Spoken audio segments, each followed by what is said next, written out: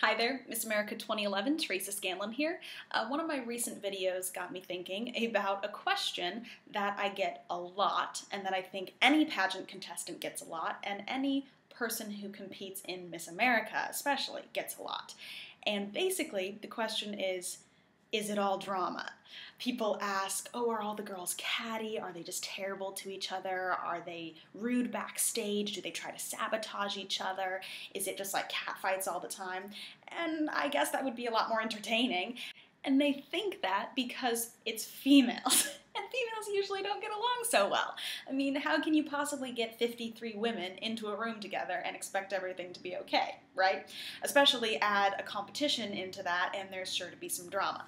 Well, everyone expects that and kind of wants there to be because it would be a lot more entertaining that way. But it doesn't necessarily mean it's true. I would actually say at the local level of Miss America because there's about 1,200 locals all over the country and you have to win a local competition before going on to your state competition. So at the local level you have all sorts of different contestants, and to be perfectly honest, there are some contestants who compete who simply won, say, prom queen, and they think they should win everything they ever lay hands on. So they believe that they'll just get a crown because they deserve one.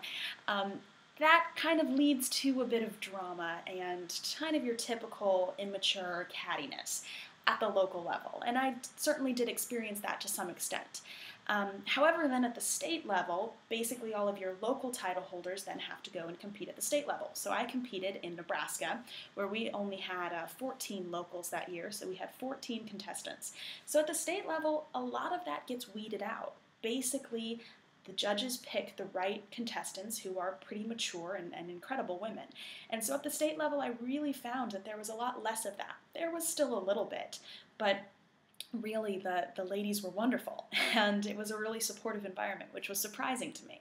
Then going to Miss America, that's weeded out even more. So basically once you get to the Miss America level, you have 53 women who are incredible in every way, shape, and form.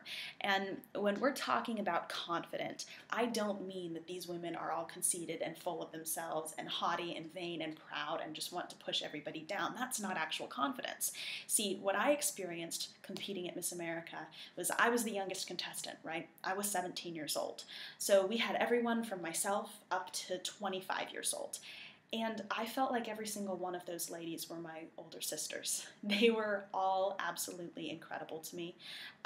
They were all fantastic. They taught me so much. They were supportive. They were encouraging. And you know what? I think the reason why is because once you have that true confidence in yourself, you don't have to push other people down just to try to feel better.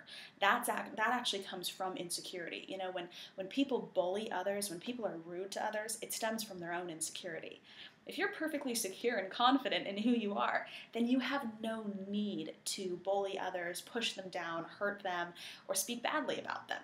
You are all about encouraging others and lifting them up to your level because you're perfectly fine with who you are. And that is what I experienced at Miss America. It was incredible. I don't think I've ever been around that caliber of women before. And I don't know that I ever will again, especially not that age group. I mean, that can be really tough. You have them, I mean, all beautiful, all talented, all intelligent. They could spend the entire time being so competitive that they hate everybody else because they want to be the best. But that's not the mindset.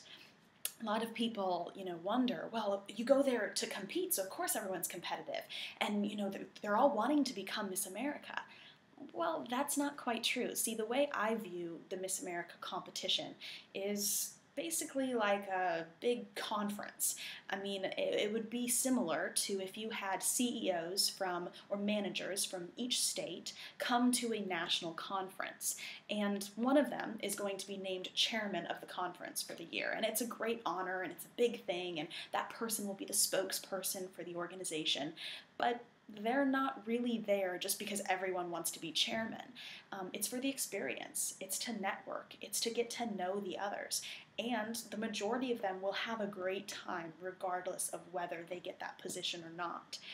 That is what I see the Miss America pageant as. That each of these state title holders have been doing their job as a state title holder for several months, and now come to the national competition, but it's the experience that matters more. Each one of us understands that only one person is going to become Miss America, so the rest of us know that we'll go back to our states and finish our job. So it was an incredibly supportive environment that fostered growth, that fostered relationship. It was about collaborating with others. It was about camaraderie, not about tearing other people down to try to make yourself look better, because in the end that never works anyway. So I'm sorry if you were hoping to hear stories of people pulling each other's hair and cutting their dresses and hiding their shoes or something like that to try to sabotage each other.